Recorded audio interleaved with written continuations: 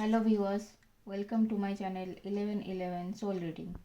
Today's reading is all about love and relationship reading for future. Okay, so let's start the video. The first card is Eight of Pentacles. ये card जब tarot में आता है इसका मतलब होता है कि आपके पास मनी है, पावर है, आप स्टेबल हैं और अपने रिलेशनशिप को मोर स्टेबल बनाने के लिए आप और मेहनत कर रहे हैं।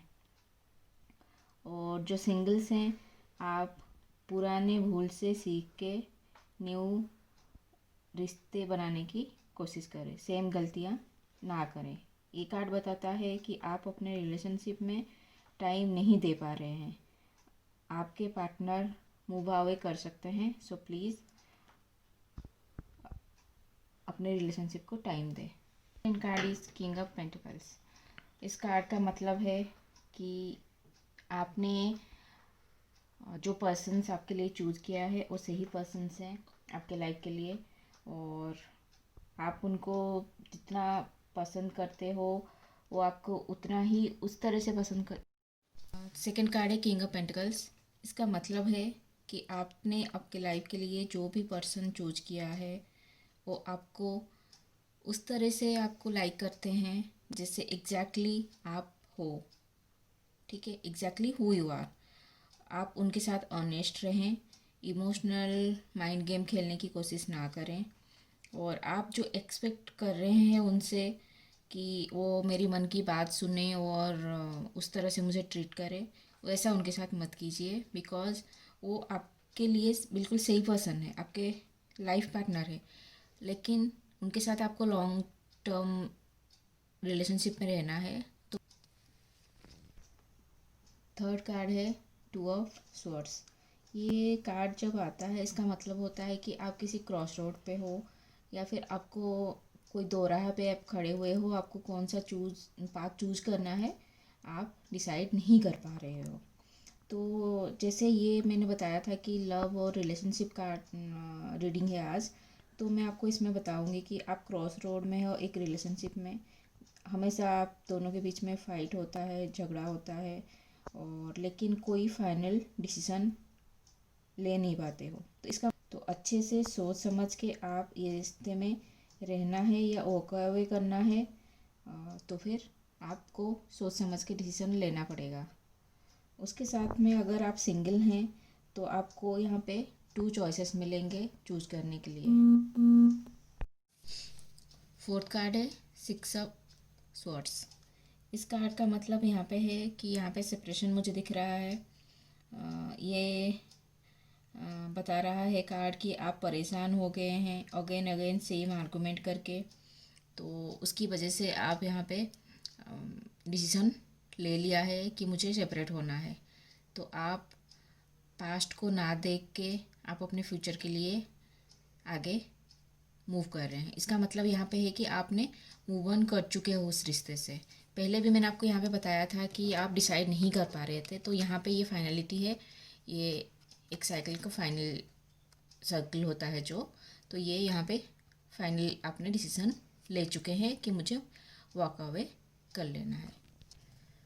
फिफ्थ कार्ड है ये व्हील ऑफ फॉर्चून। ये कार्ड जब आता है टैरो में इसका मतलब बहुत गुड लक और फॉर्च्यून आपको मिलने की चांसेस होते हैं।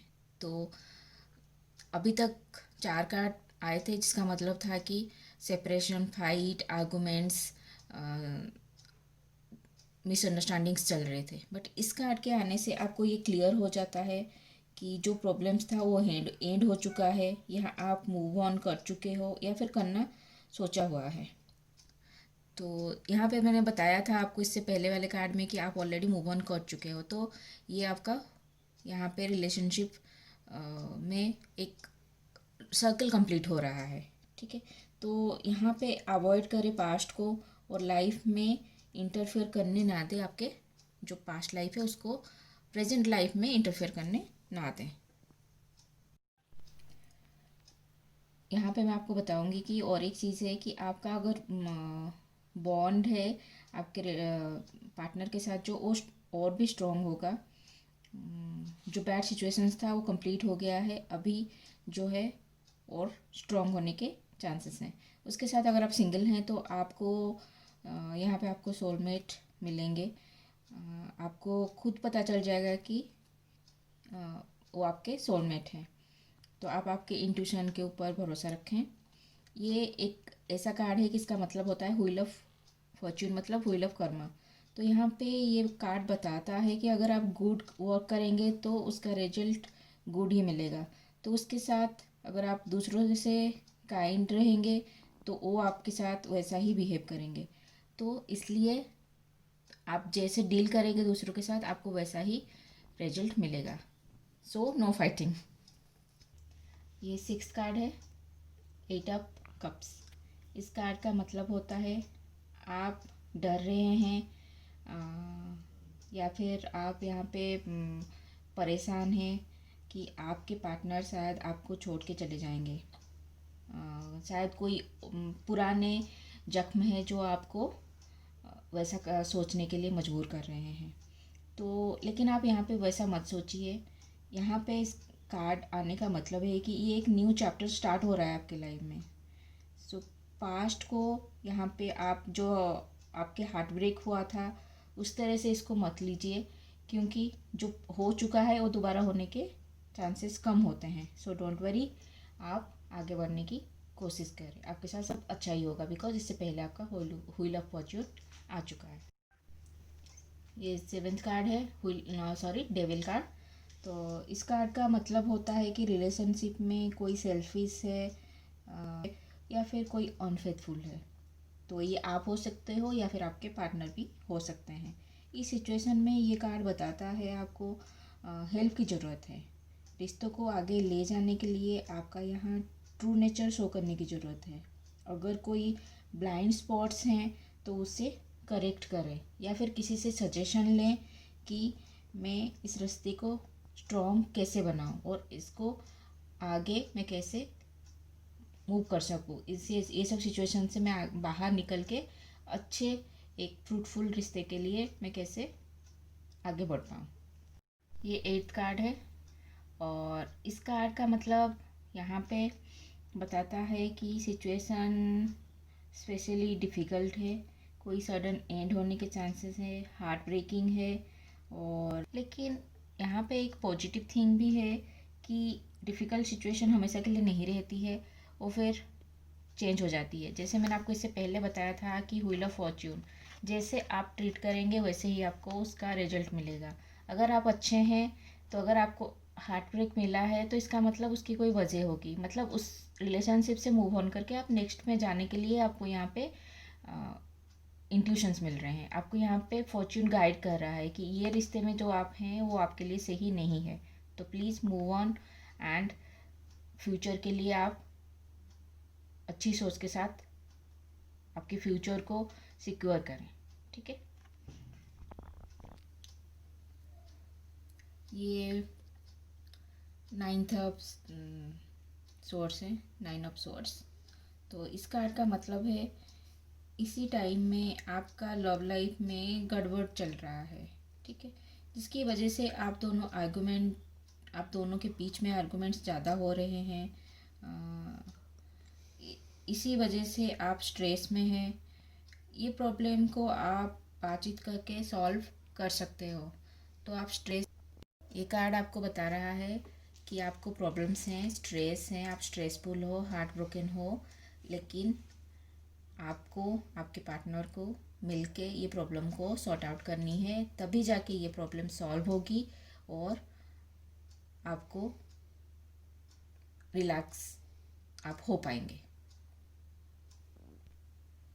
ये 10th कार्ड है, ये कार्ड है क्वीन ऑफ सोर्ड्स।